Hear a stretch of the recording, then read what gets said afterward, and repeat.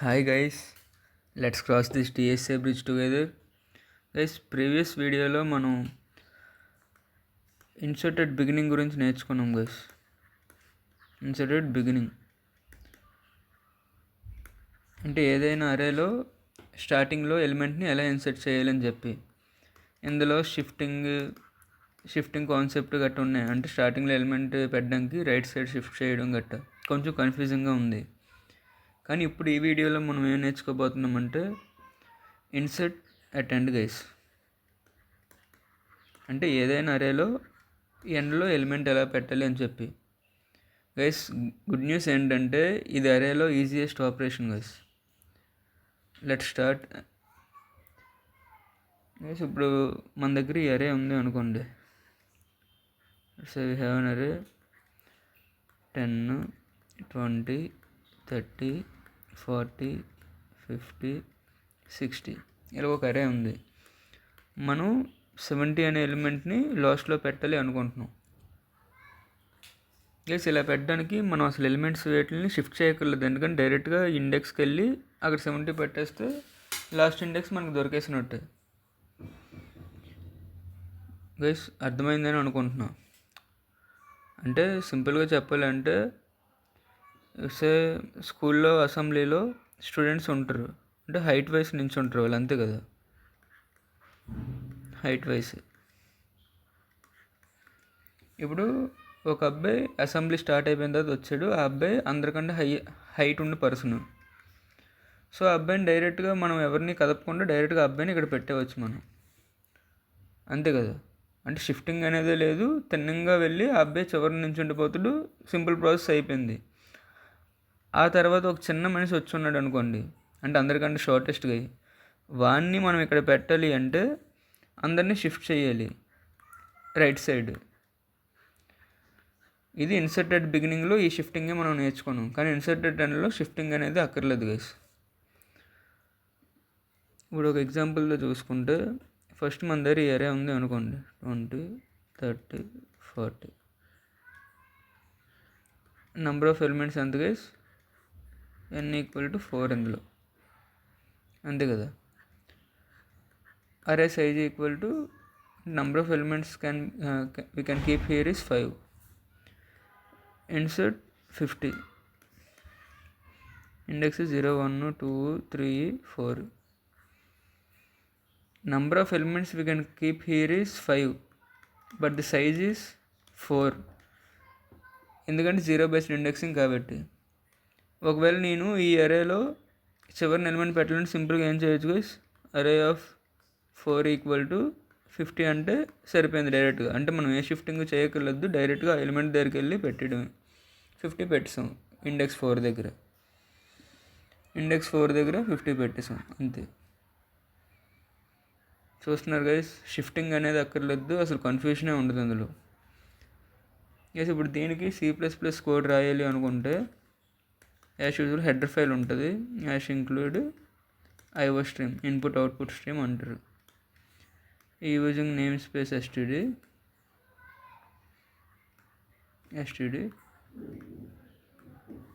int main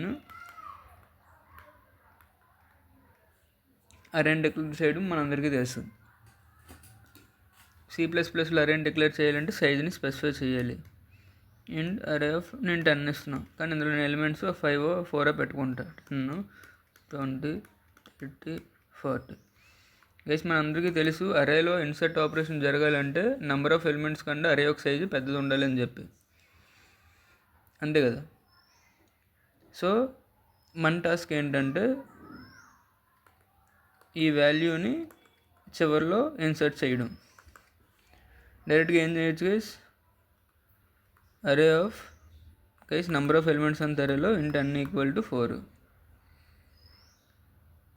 అరే of 4 అరే of n value పెడతా, నెంబర్ ఆఫ్ ఎలిమెంట్స్ని ఇంక్రీజ్ చేస్తా, ఇంతే గైస్.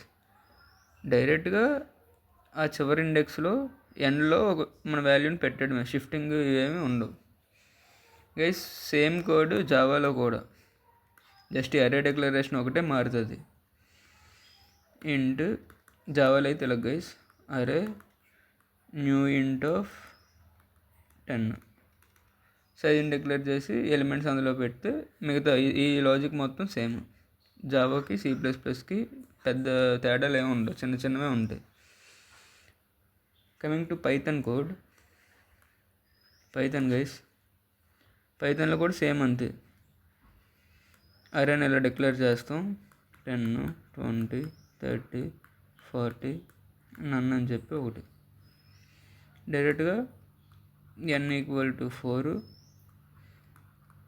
సేమ్ 4 మనం వాల్యూ కూడా ఒకటి తీసుకోవాలి కాబట్టి పెట్టే వాల్యూని 50 తీసుకుంటా. Equal to value n = n+1 అంతే గైస్. గైస్ మీరు కరెక్ట్గా గమనిస్తే అన్ని కోడ్స్ మ్యాక్సిమం ఒకేలా ఉంటాయి గైస్, చిన్న చిన్న తేడాలు ఉంటాయి అంతే గైస్. ఇక్కడ n అంటే ఏంటి, మనకి కరెంట్ సైజ్ ఆఫ్ అరే అని చెప్పి అర్థం. కరెంట్ సైజ్ ఆఫ్ అరే. అరే ఆఫ్ n అంటే నెక్స్ట్ ఫ్రీ పొజిషన్ అనే కదా అర్థం. వాల్యూ పెట్టాక సైజుని నెంబర్ ఆఫ్ ఎలిమెంట్స్ని ఇంక్రీజ్ చేస్తాం. సో అప్పుడు సైజు కూడా ఇంక్రీజ్ అయ్యిద్ది అలా గైస్. ఇప్పుడు దీనికి టైం కాంప్లెక్సిటీ ఏమైంది ఒకసారి గెస్ చేయండి గైస్. టైం కాంప్లెక్సిటీ ఏమైంది గైస్. మనం ఇక్కడ ఎన్నో ఆపరేషన్స్ చేస్తున్నాం మీరు కరెక్ట్గా గమనిస్తే ఒకటే ఆపరేషను. సో ఒకే ఆపరేషన్ అయితే కాన్స్టెంట్ టైంలో చేస్తున్నాం కాబట్టి దీన్ని బిగ్ O 1 అని అంటాం గైస్. ఓన్లీ ఒకే ఒక ఆపరేషన్ జరుగుతుంది కాబట్టి. అదే ఇన్సర్టెడ్ బిగినింగ్లో అయితే మనం n ఐటమ్స్ని షిఫ్ట్ చేస్తున్నాం రైట్ సైడ్, అంటే n ఆపరేషన్స్ జరుగుతున్నాయి కాబట్టి దాన్ని బిగ్ O అని చెప్పేసి అన్నాం. సో ఇక్కడ ఓన్లీ 1 ఆపరేషన్ చేస్తున్నాం కాబట్టి ఇన్సర్టెడ్ అండ్కి time complexity big O 1. Space complexity guys guess చేయండి. Space complexity let n be number of elements, then the space complexity would be big O of n. Guys అర్థమైంది అనుకుంటున్నా చాలా క్లియర్గా. ఇది చాలా easy operation guys. Inserted and clear అయింది అనుకుంటున్నా guys. Next వీడియోలో మనం ఇన్సర్ట్ ఎట్ గివెన్ పొజిషన్ గురించి నేర్చుకుందాం guys. Insert at given position, ఇక్కడ కొంచెం లాజిక్ ఉంటుంది. సేమ్ ఇన్సర్టెడ్ బిగినింగ్ మీకు కానీ కరెక్ట్గా అర్థమై ఉంటే దీన్ని మీ ఓన్గా కూడా మీరు ట్రై చేయగలుగుతారు గైస్. నేను చాలా ఈజీగా దీన్ని నేర్పిస్తా. స్లోగా అయినా పర్లేదు, క్విట్ చేయడం ఆప్షన్ కాదు గైస్ మనకి. So let's learn this. Okay guys, ఈ వీడియో మీకు కొంచెమైనా యూస్ఫుల్గా అనిపిస్తే లైక్ చేయండి, షేర్ చేయండి గైస్. అలాగే మీ యొక్క ఫీడ్బ్యాక్ నాకు చాలా ఇంపార్టెంట్ గైస్. అది even it can be A positive or negative thing. Please comment guys. I want to take that feedbacks in a positive manner. I want to improve myself. That's the main thing I am asking you guys to comment. Okay guys, see you in next video. Love you guys. Bye.